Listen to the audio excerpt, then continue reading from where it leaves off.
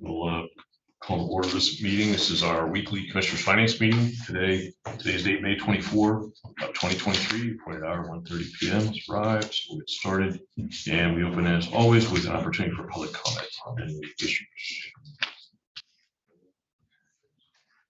So on item 3, we have the minutes and of our meeting of May 17 of this year. Make a motion to approve the minutes. A second. All right, moved and seconded. All in favor indicate by saying aye. Aye. Motion carries. Okay, that moves us to topics of discussion.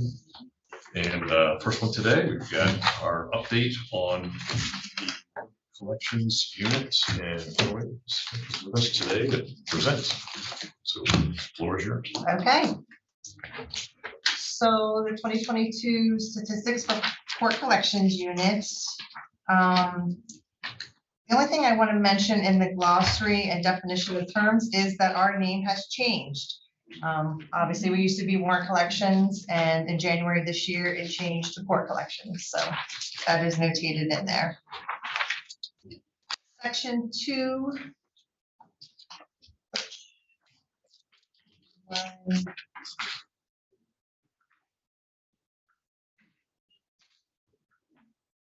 I'm sorry.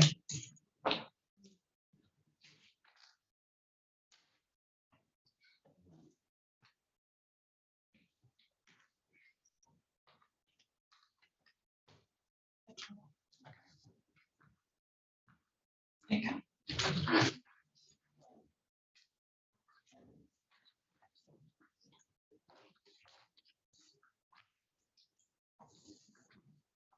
Like bear with me, it's just taking a lag, yeah, for sure. I'm sorry, what? Try to point it at this. Oh, okay. It'll help. What's interesting is that the light on the drive goes from red to green. So it's reading it, it's just not.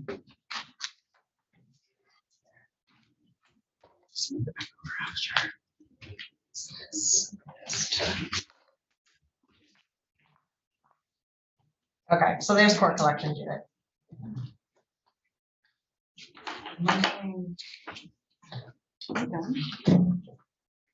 The right way or the wrong way? Yeah, backwards. I apologize. Okay, section 2, statistics.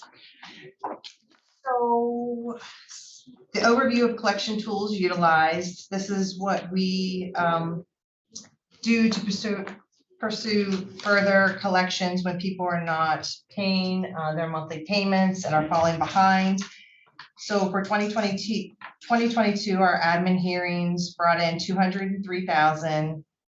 Collections court brought in about 8,000, and our driver's license suspensions brought in 789,000.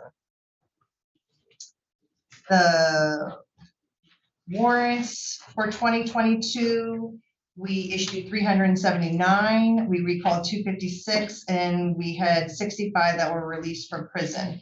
Keep in mind that we were not even able to issue warrants or have people in prison until the end of June, and that was limited at that point. It was until the end of the year that things opened up completely. Our driver's license suspension overview, we suspended 763.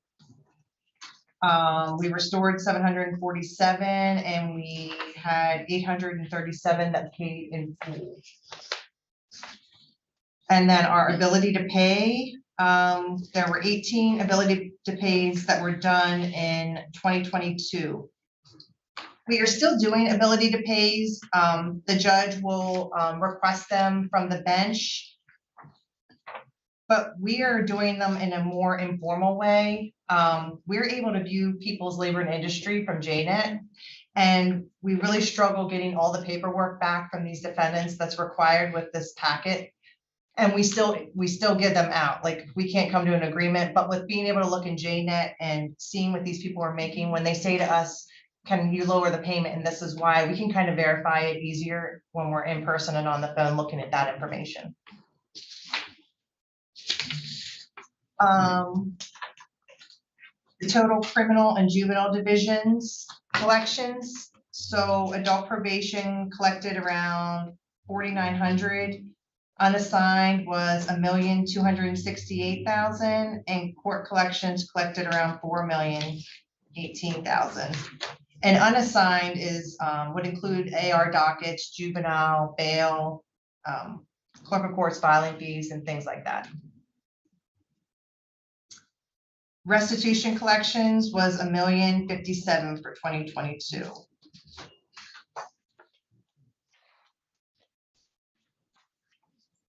Accounts receivable, age of case payment activity, so the amount of money that was paid.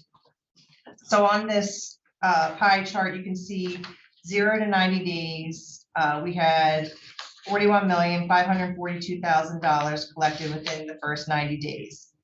That equivalent equals 65%. So for 2021, it was 65% as well. And in 2020, it was 64%.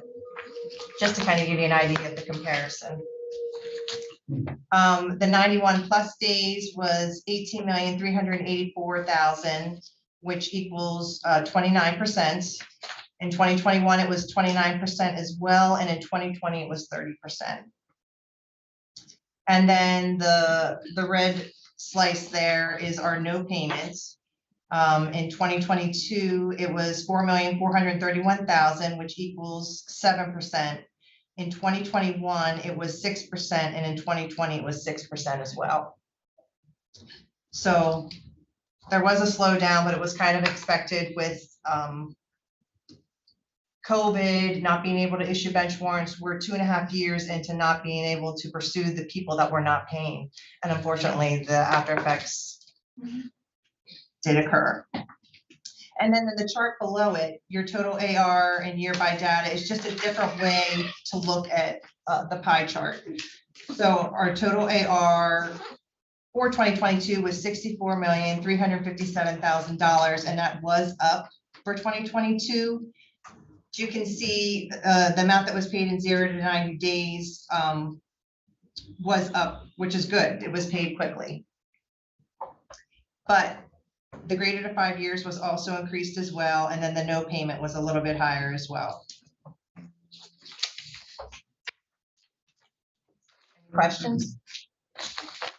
Well, in general, some of these fluctuations, Yes. is some of this attributable to working off of backlog, or whether is it just a year-over-year change because of COVID? Working off of, I'm not sure if I understand, working off a backlog of. Well, I noticed it first up front when you're talking, well, everything from the number of warrants issued to the license suspender. Yes, yes. Things are falling dramatically year over year. So are we working down a backlog because we're no longer maintaining that same trajectory, or? I think a lot of it's due to COVID and not being able to issue any bench warrants. I really think that that's what we're looking at. We knew 2020 and 2021 were higher, and we expected that to fall at some point. I think we knew that was coming. Okay. Okay. Yep.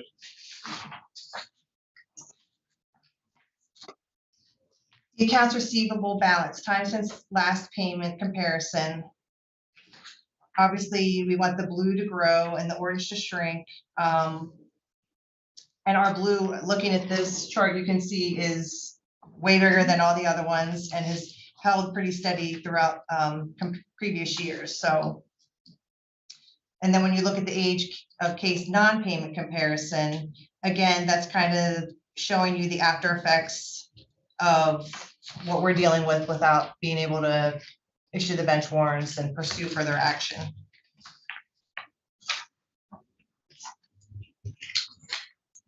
And then these two charts actually, instead of showing you the dollar amount, show you the participants, the number of participants.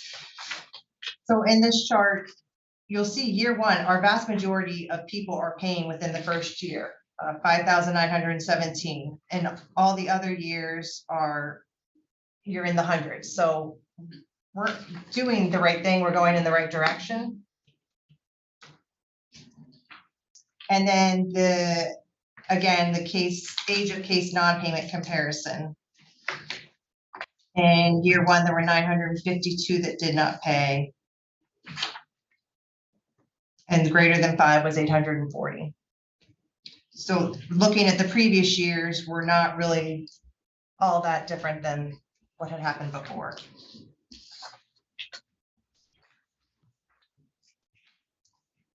Payment plans that were paid off, we had 1,166 that were paid off in 2022. And the prison population overview. In 2022, the amount owed for people that are in prison is $6,708,000. I just want to note that that is up over $1 million from 2021. That money is not really collectible unless they're working and we're getting small payments from the prison. I do know that a lot of the SCI sentences were delayed because of COVID. They weren't being sentenced. So a lot were sentenced in 2022, and now that has increased significantly, which does affect what we can collect.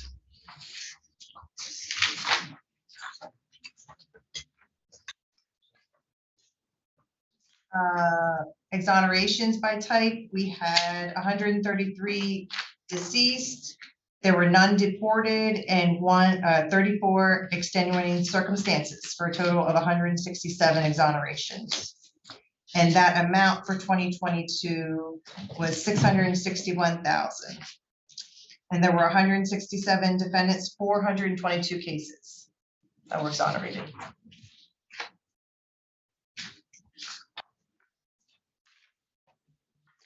Next is a breakdown of the collections by disbursement.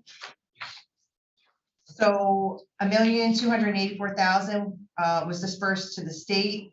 2,470,000 went to the county. The municipalities got 199,000. Private restitution got 996,000, and 94,000 went to others, which would include collection agencies, schools, hospitals. And below that then is, it's broken out by percentage and the dollar amount. So you can see 25.45% went to the state. The county got 48.96%. Municipalities got 3.96, and private restitution got 19.75, and the other was 1.88.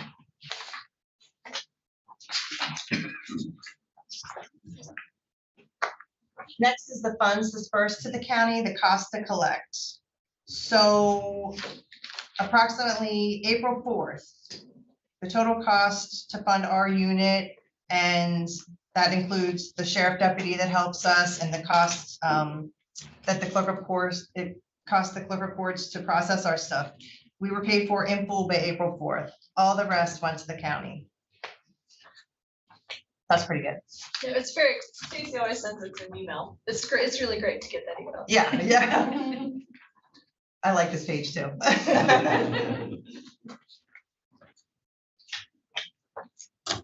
Then section 3 is the appendices. It's the raw data that comes from clerk of courts. Shows you year by year, the general fund amount that went to offender supervision, ARD, drug and alcohol, victim witness, and then your grand totals. And then the next page is your expanded AR, which gives you your accounts receivable total, the total amount of dockets. The total AR was 64,357,000. There were 24,701 dockets. The average docket per defendant is about 2. The average age of a person is about 41 or 42. And then it shows you the amount of participants that paid and did not pay.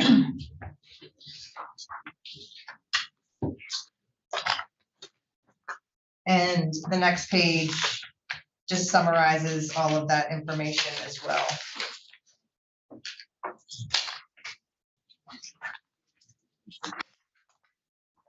The appendix 2, it's just explaining our office and the supporting staff from other offices and their cost. And then the next page, the cost to collect, I think it's good to note that the cost to collect $1 equals about 15 cents, which is pretty good. Toye, I have a question on appendix 3 compared to the chart on page 13. If I look at 2022, that your total cost in the appendix is 619,000. Yet on this chart, it says 639. Realize it's not a big difference, but Okay. I have the 639, and then what appendix 3? no, it's 5. Appendix 3 page.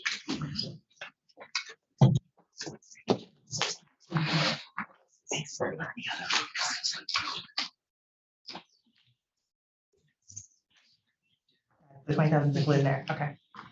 So the 639,000 is actually including the cost of the other offices, which it is broken out on this cost to collect.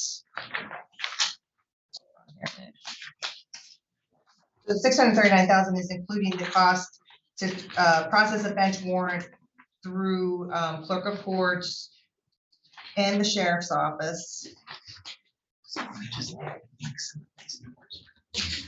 And that is in this. So the 619 that you see there is just the court collections unit. The 639 includes the additional costs of the clerk of courts and those other kind of ancillary pieces that support some of what they do. So there's a flat cost for them and then there's some additional. So they put everything in the cost to collect. And that's all, if you add it all up, it's broken out here where it says clerk of courts office and the cost is like, that's 5,252 for clerk of courts. Yeah, that's fine. Now, on the same chart, Yes, where it says for 2022, brought in 4,018,000. okay, Am I to assume that what came in county of that 4 million was 1.8 million? I'm sorry, are you to assume what? The brought in amount, are you with me? Yeah, I got that, I'm looking at other charts that say, for the county, of that 4 million is 1.8 million. Is that what came into the county? Brought into the county? Correct, the 1.8 million is what was brought into the county only.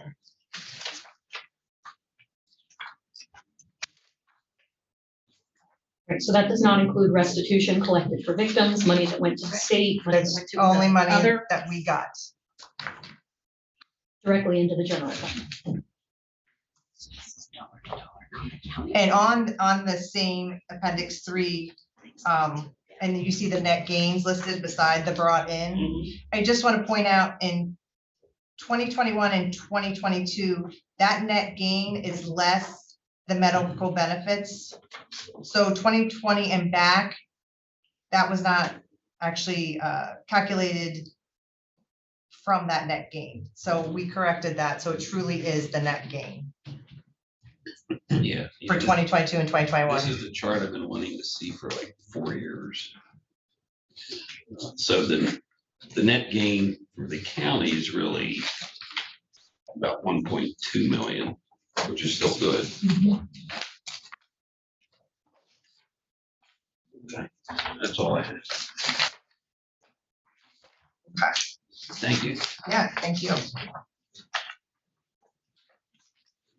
And then after that, appendix 3, the overview of the collections versus operating costs, you have explanation of how the work is done in our office. And then appendix 5 is the uniform, how everything gets dispersed when the payments come in. Okay.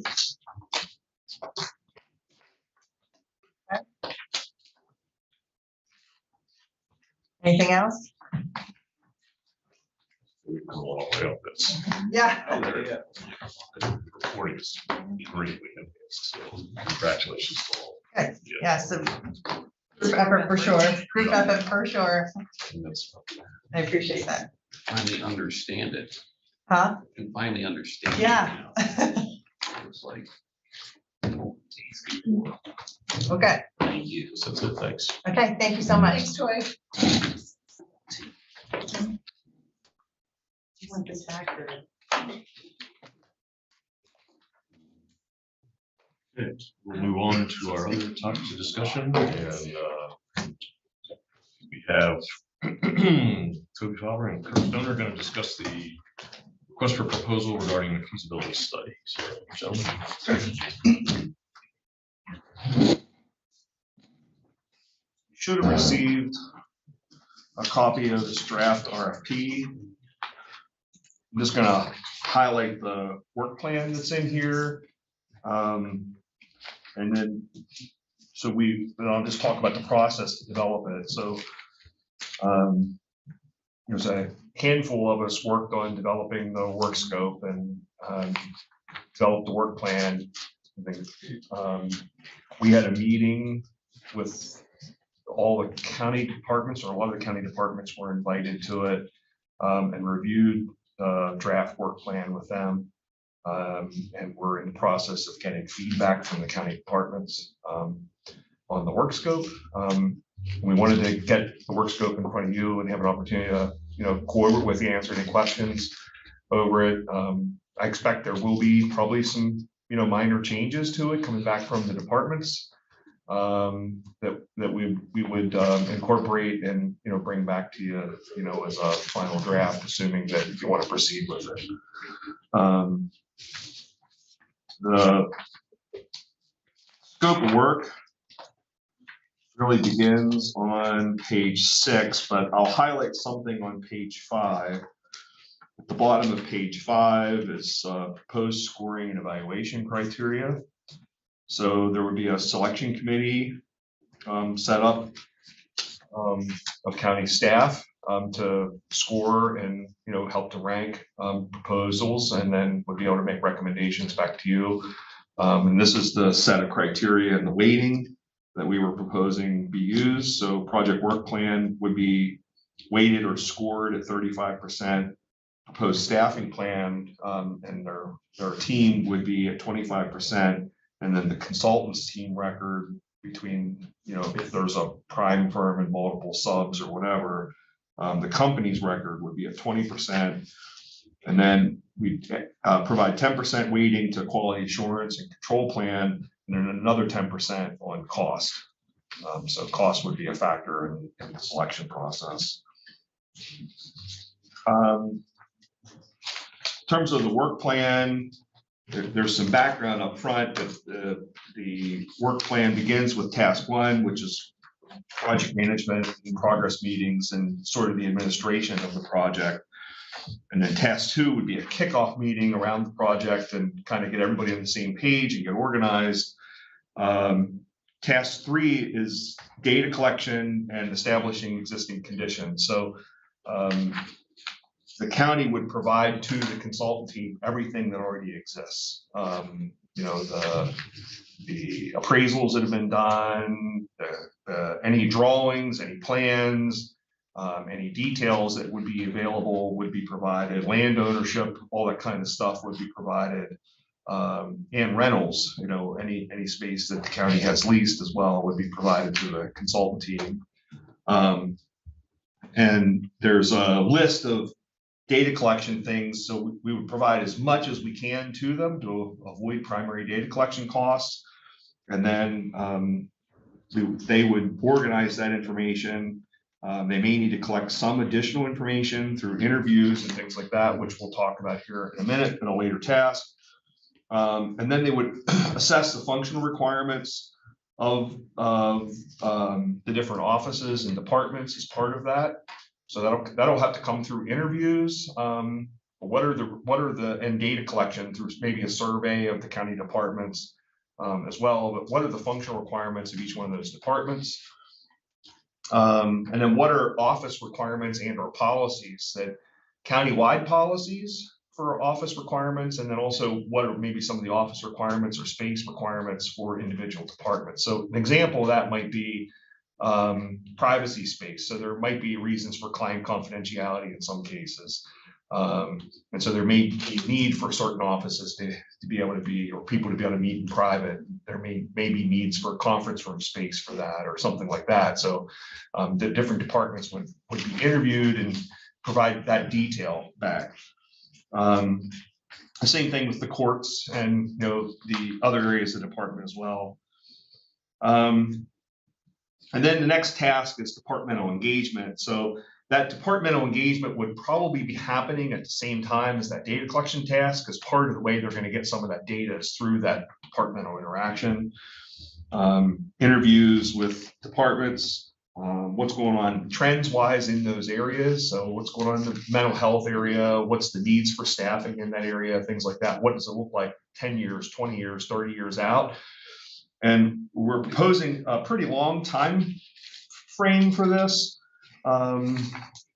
Skipped over that on page 6 as part of the background, but we were proposing that space needs be identified for future horizon years of 2030, 2040, and 2050. So this is a longer term study. So it's hard to predict what things are going to look like. Are we providing any guidance to the departments on how to arrive at those numbers? They will. So there'll be a interview plan. And then there'll be guidance developed with the consultants from the management team, and then they'll be working with the team on that as well. Yeah. And I would think that the commissioners would, want to be heavily involved in what's going on here, because this has potential to, lead to either lower costs or higher costs in the future, with space and space needs and things like that, and to lay out the future for the county. And you don't want to do what some counties have done, where they built new space, but built it to today's needs. Right. And didn't really plan for the future. And now they're tight on space again, and they've got brand new facilities or close to brand new facilities and unsure where they're going to go and do next. So what I did when I was in public transportation, with transit facilities, especially because a lot of transit agencies built transit facilities, and they picked some plot of ground and they built their space based upon today's need, or maybe 10 years of need. And then 20 years from now, when they're out of space, they don't have any additional land or any ability to build, and then they have to dump that whole facility and go build somewhere else. Any specific examples of that? There's lots of them all over the state. And we've discussed one and of these. And it's cost the state, in that case, it's cost the state a lot of dollars. And it just wasn't good thought process on behalf of the agencies or the state in the way they looked at it. So the same thing with the county. The county can be very thoughtful about what our long-term needs are. And it doesn't necessarily mean that you have to be able to build it for what your space needs are in 2040 today, and then have a bunch of vacant space sitting around waiting. But it does help to conceptually identify where and how you would build space in the future, and how you would lay it out, and how you would connect it to all your offices and your courts and things like that you have today. So that if you needed to expand down the road, you can build it in increments and expand and make it all fit together, and you don't have to constantly be reshuffling the deck chairs, moving offices around and people around and things like that. So that would be the way I would really want to guide the consultants to really think that way, is incremental improvements, thinking about policy. And I think something the county should give a lot of thought to is what your work policies will be going forward. Work from home, and how much of that you want to have in the future. Whether you end up, if you go that way, whether you end up with hotel office space, then some companies are now moving as their leases expire and they don't need all that space anymore. They're moving to hotel, quote unquote, hotel office space, where they may have 15 offices and you've got an online reservation system, and you can reserve an office for the day. And you could modernize the way you think about office space and maybe take advantage of existing space, and work with your workforce on work from home policies. And you may not need to build as much, or maybe a way to handle demand in the future. Some offices, though, are really customer service focused, and they're going to have to be staffed and available for the public to interact with them as well. So So I know John Moffett done a substantial amount of work on that concept even before COVID. So, and we saw some plans for how space could be utilized. So are we going to build on those things, Yes. that existing documentation? all of that will be part of the background that'll go into the consultant's data collection work. Also, are there any benchmark counties or other municipal entities that we can look at as a kind of pathfinder for? So we've talked about a couple. There's some that are local to us here, like Franklin County, that built space, right? But didn't build probably enough, or build in a way that they can think about the future. But looking at the way their offices are laid out and how they constructed their space would be good. York County would be one, potentially. Lancaster, even though it's been a number of years ago, they did their expansion. Looking at how they did things, I think is helpful. The ones that are close by are fairly easy to go to and look at. And we're also expecting, as part of the qualifications from the consultant team, that they're going to be able to bring in that expertise and experience in working with both county governments, municipal governments, and public institutions as part of their experience base to help us shape things and pick the best of the best ways to move forward. What about geographic implications? One of the things that's been kicked around over the past years was, do we need a satellite office? And of course, as more is moving toward digital, et cetera, we found there's actually less need for some of that. Yeah.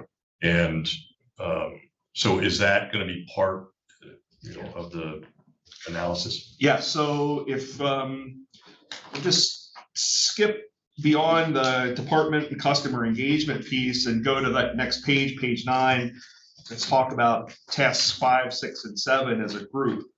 So task 5 is about needs assessment. So it's really taking all that data and the interviews and defining what our needs are in scenarios. So there's no one perfect future. So we've got to build scenarios.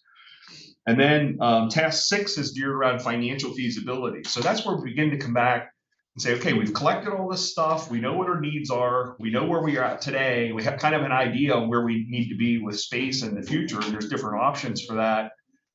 What can we potentially afford? What's our budget that we can work within? And that might also be in scenarios. So there might be different scenarios you would think about that. Some of it might be geared around bonding. Some of it might be geared around pay as you go. Some of it might be geared around getting grants, pursuing RCAP grants and pursuing other types of state and federal grants to help to offset expense here as you begin to either renovate or improve space or build new space to meet future needs. But I think my opinion is it's all incremental over time, and then you can pursue things. And if you hit a grant award and you got a plan, then you can begin to marry those things together and make it happen. Task 7 is really where we begin to outline or think about alternatives. And so we spent a little bit of time on what kinds of alternatives you might need to think about. One's a do nothing alternative. So, okay, we've got the existing space. We may reshuffle the deck chairs, but we don't really expand our space from where we're at today. And what does that mean against future needs, and where are gaps, and what are the space that we can provide per employee, that kind of thing. And then, options of leasing additional space, options of modifying and retrofitting existing buildings, expanding existing buildings, an option of potentially building new facilities on county-owned land. And these aren't mutually exclusive. I think they're just things to think about in terms of options. And another one that'll probably get added here, we got some feedback from, one of the county departments, which it wasn't meant to exclude it, was looking at available land that the county doesn't own, and whether it makes sense to, maybe a piece of land that's right next to an existing building, and maybe it makes sense to acquire that if it becomes available to be able to expand the county there. So, and it's not necessarily expand, it may also be consolidate, because it could be you sell something else and consolidate offices in a location. You might even be in a situation where you downsize in terms of office space as people, deal with different policies in terms of work from home and things like that. And task 8 is alternatives analysis. So that's where we get into establishing or thinking about what are our minimum space standards we want to have for employees, and does that vary by department? What's the cost benefit of these different alternatives? What are legal issues, customer access and service security issues around them, parking, and then other factors that may come up during the analysis. And I would anticipate here that there'll be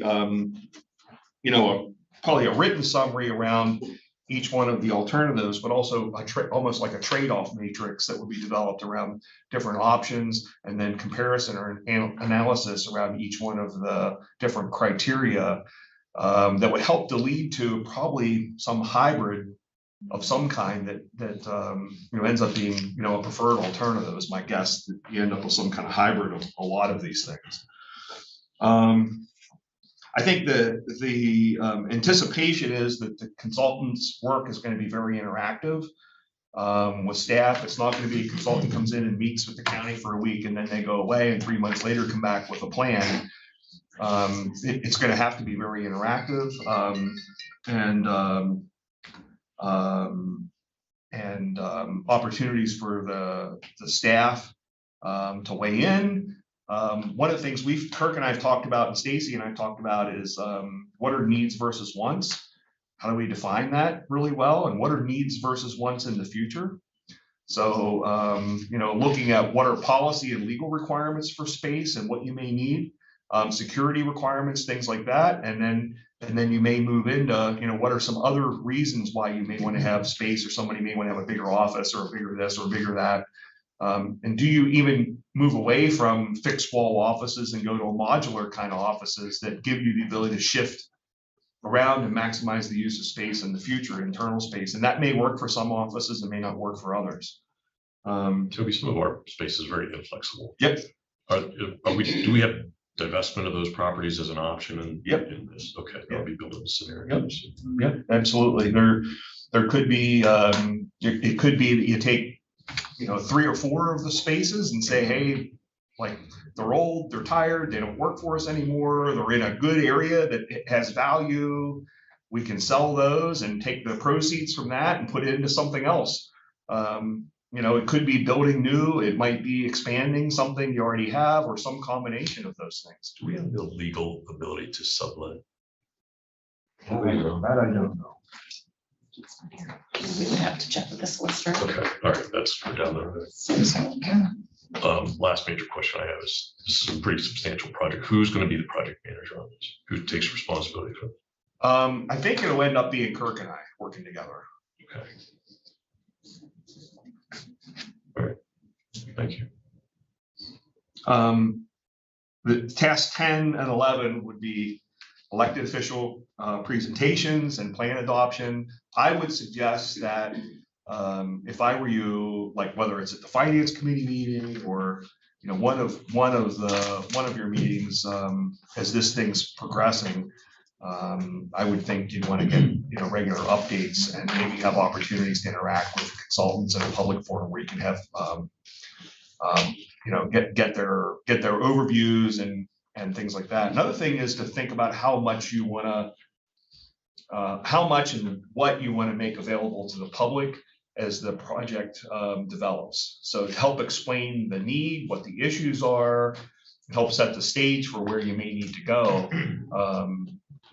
I've always been a firm believer that politics are tough. I know that, and facts don't always play politics the way they should, but I think facts are always really helpful. So as you can explain facts, especially from an outside party who helps to put them together and lay out needs and things like that, being able to make that available and help to have public digestion of that instead of just waiting till the end when there's a report issued that the public can digest it, might help to shape the study a little bit, because you might end up having certain concepts that come out partway through. The public may provide some feedback, or you may get feedback that, with different ideas or something like that, that might help to reshape the rest of the study. So I don't know if that's the case. I'm just thinking out loud here that it might make sense to have some kind of public discussion,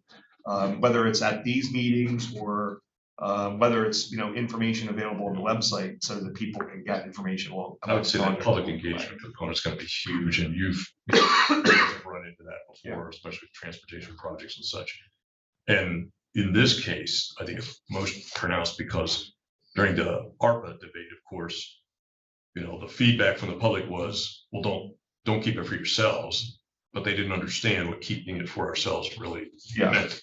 Yeah. And, it rips through the entire organization. Yeah. So I think there's going to be a need to dispel that kind of, they're spending on air conditioning and the full courthouse building kind of BS we've been hearing out there in the public right now. So. Right. And they've got to understand also that the county's growing and the needs for services are also growing. And some of it's mandatory services that you have to be able to provide. So it's not always things that you could just purely make choices that we're not, if we need to add another courtroom. Right.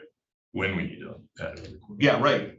When you need to do that, you need to do it. And the public, won't necessarily, if you don't lead them to that, they won't necessarily understand it. So, okay. Any other questions, concerns? Yeah, Toby, once we finalize the RFP, how long do you think it would be, and pick a organization consultant before those recommendations would come back? I think 9 to 12 months, realistically. It's actually less than I thought. Yeah, I mean, it may be longer than that, but I think, Ballpark. yeah, minimum will be 9 to 12 months. What I tell you about consultants is, if you concentrate them and put them on a tighter time frame, they'll be more efficient and they'll be more focused, and you'll get more focused results, I believe, as opposed to present company exclude. If you let them run for 18 months to get you a product, then they can spread things out and space things out, and then they constantly have to get back up to speed on things and stuff like that. So, I think if you can get them focused, the other thing is you'll get a concentrated team of people that are working on your issues. So, but I think we need to go into this knowing this won't be cheap, Right. it won't be quick. Yeah. It's going to take some time, but I think it's really important. We look at where we're at, we're growing as a county, growing as services, we're going to have this hodgepodge approach now to our facilities. I think this is really the forward-looking piece we have. So it's going to cost a little bit, and we don't have a number in the RFP sharing a budget with consultants, because we want to see, as we put out our goals and objectives for the study, what some of the responses coming back were, so that we don't artificially set a price at a certain level that could be undercut or could be exceeded. They'll scope, if you put a budget out there, they'll scope to the budget as opposed to scope to your need. You've seen that once or twice, right? Yes.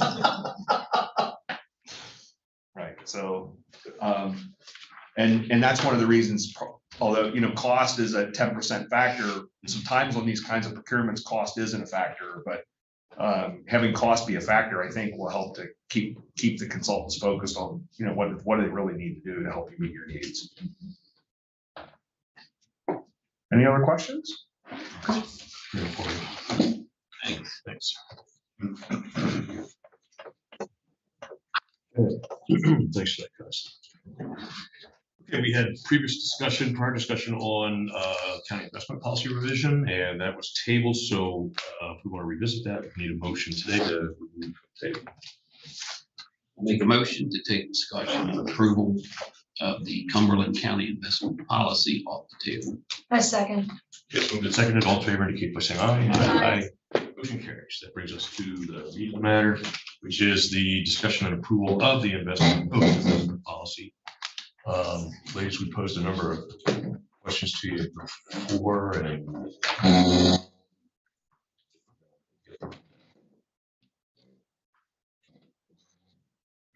thanks.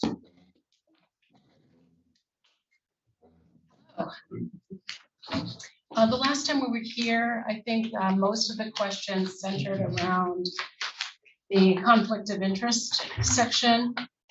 That has been updated. We had a lot of exchanges, the three of us, Dana, myself, and Kelly, about some of the language as it evolved over the last 2 weeks. I sat down with Jen Hip yesterday. She regrets not being able to be here. She had a prior commitment. But I think what we landed on is to really use the language we have in the policy, which is parties involved, which is section 4, paragraph 1. and use that rather than trying to define employee, or is this elected officials and employees, or who is involved? We've already outlined each of those groups, and so it made sense really to direct there. The second thing that we did, there were a lot of questions about the terms that were used. They were not included in the glossary. So we have added those to the glossary, and they have evolved as well over the last 2 weeks. And where we landed on this is sort of use a wheel that's already been developed, which is the statement of financial interest. So both of the definitions, they're found on page, I think page 14 of any version that you have, provides those definitions. And I think that syncs up nicely. I think it provides a really nice definition of who is required to disclose. And then we talked long and hard about whether we wanted to put the mechanism for disclosure in the policy. Jen really urged, I think Dana and I were both on the same page with that. We're like, must put all of the facts in. She really encouraged us to leave that out and provide instructions from, as the wording says, from time to time and as needed. So that everybody will know how to do that. But if we find that the mechanism we put forth doesn't necessarily work, we don't have to bring the policy back forward. We would simply modify with approval of that process. Any other questions for us about the conflict of interest or any other aspect of the policy? That was the only concern I had. The other concerns had been addressed for me.